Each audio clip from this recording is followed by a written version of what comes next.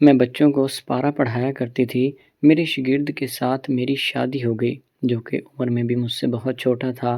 جیسے ہی رات ہوتی وہ بہت مشکل میں۔ میرا نام شبانہ ہے، میری عمر اس وقت 32 سال ہے۔ میری ابھی شادی کو سال ہی ہوا ہے۔ دراصل میں نے 15 سال کی عمر میں قرآن پاک حفظ کر لیا تھا، تو تب سے ہی میں بچوں کو پڑھایا کرتی ہوں۔ میں نے بہت سارے بچوں کو قرآن پاک بھی حفظ کروا دیا ہے اور بہت سارے بچوں کو ویسے بھی پڑھایا ہے۔ میں اپنے علاقے میں بہت مشہور تھی۔ میرا اپنا مدرسہ تھا۔ بہت دور دراز کے علاقوں سے بچے میرے پاس پڑھنے آیا کرتے تھے۔ بچوں اور بچیوں دونوں کی علیحدہ علیحدہ کلاسز ہوا کرتی تھیں۔ دونوں کلاسز کو میں ہی پڑھاتی تھی۔ مجھے شروع سے ہی پڑھانے کا بہت شوق تھا۔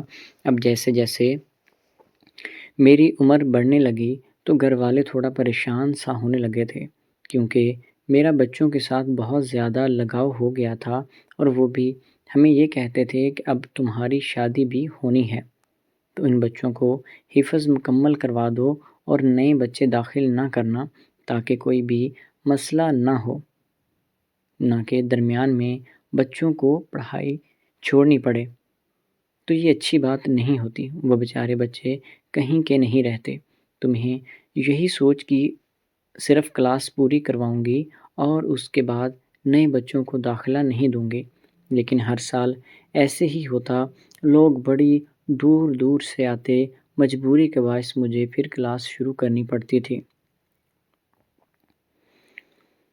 اور اس طرح کرتے کرتے میری عمر نکلنے لگی تھی، اور میں نے یہی فیصلہ کیا تھا کہ میں اپنی زندگی بچوں کے نام کر دوں گی۔ میں خود کبھی بھی شادی نہیں کروں گی، کیونکہ اگر میں شادی کرتی تو مجھے یہ علاقہ چھوڑ کر کہیں اور جانا پڑتا اور ان بچوں کا بہت نقصان ہونا تھا۔ میں نے بھی فیصلہ کر لیا تھا کہ اب شادی کے نام سے میں ہمیشہ ہمیشہ کے لیے دور ہوں گی۔ گھر والے مجھے کہتے، اور اگر کہیں رشتہ بھی آ جاتا تو میں خود انکار کر دیتی کہ میں اللہ کی راہ میں اپنی زندگی گزاروں گی، مجھے شادی نہیں کرنی، حالانکہ مجھے خود پتہ تھا کہ یہ گناہ ہے۔ اگر میں بغیر کسی وجہ سے اپنی زندگی ایسے گزاروں گی تو میرے سے گناہ سرزد ہو سکتا ہے، اور ایسا گناہ جس کی مجھے معافی بھی نہیں ملتی۔ اس لیے مجھے اس طرح نہیں کرنا چاہیے تھا۔ شادی لازمی کرنی چاہیے، لیکن میں کیا کرتی؟ میری مجبوری تھی، اور کوئی اس طرح کا رشتہ بھی نہیں مل رہا تھا کہ میں یہی مدرسے پر اپنے رہتی اور بچوں کی پڑھائی بھی جاری رکھ سکتی۔ اس لیے میں نے اب یہی فیصلہ کیا ہوا تھا کہ میں شادی نہیں کروں گی۔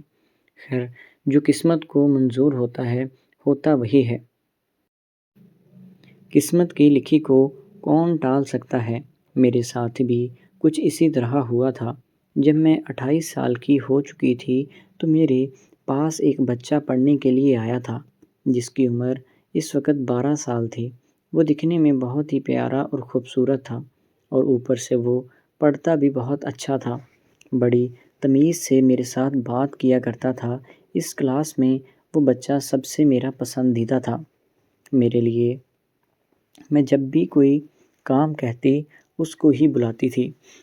وہ میرا بہت خیال رکھتا تھا اور بہت عزت بھی کیا کرتا تھا، اور مجھے بھی اس کے ساتھ دوسرے بچوں کی نسبت انسیت تھوڑی زیادہ ہونے لگی تھی۔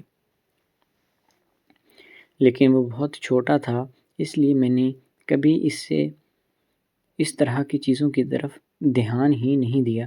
شیطان تو کسی عمر میں بھی انسان کو لپیٹ میں لے سکتا ہے، تو مجھے یہ دھیان ہی نہیں رہتا تھا۔ خیر، اسی طرح سے کلاس چلنے لگی تھی، اور مجھے بھی بالکل خیال نہیں رہتا تھا۔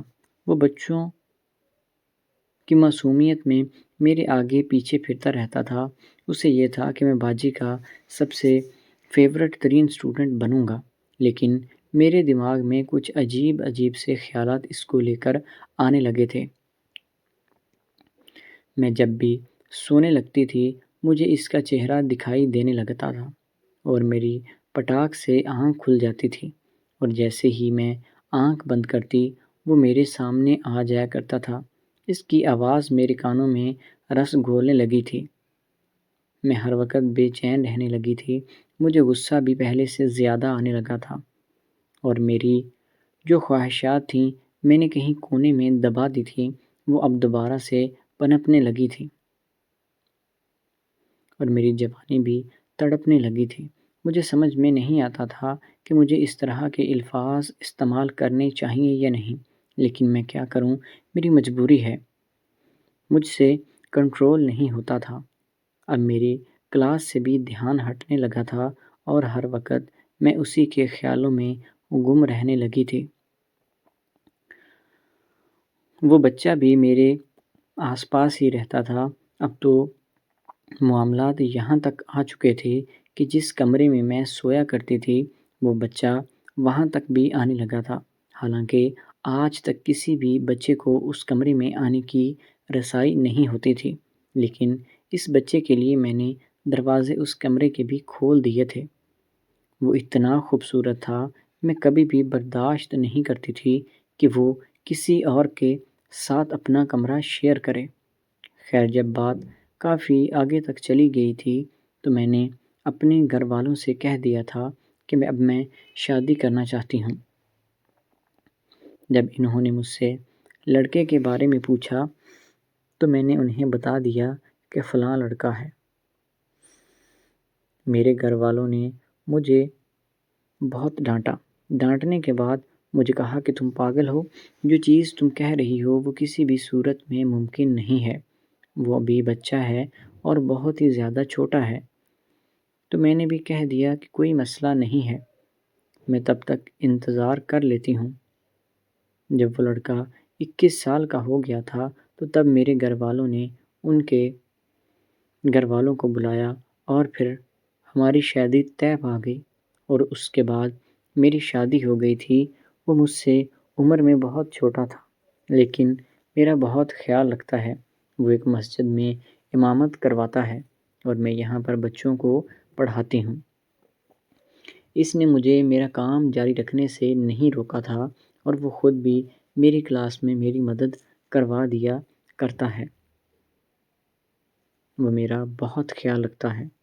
میری آپ سب لوگوں سے یہی گزارش ہے کہ کبھی بھی اپنے جذبات کے بہکاوے میں آ کر کوئی غلط قدم نہ اٹھائیں۔ اگر آپ کو کوئی اچھا لگتا ہے تو بات کریں، بات کرنے سے ہر چیز کا حل نکل آتا ہے، لیکن اپنے نفس کے بہکاوے میں آ کر کسی کی زندگی خراب مت کریں۔ میری اللہ تعالیٰ سے یہی گزارش ہے کہ اللہ تعالیٰ سب کی بہن بیٹیوں کی عزت محفوظ رکھے۔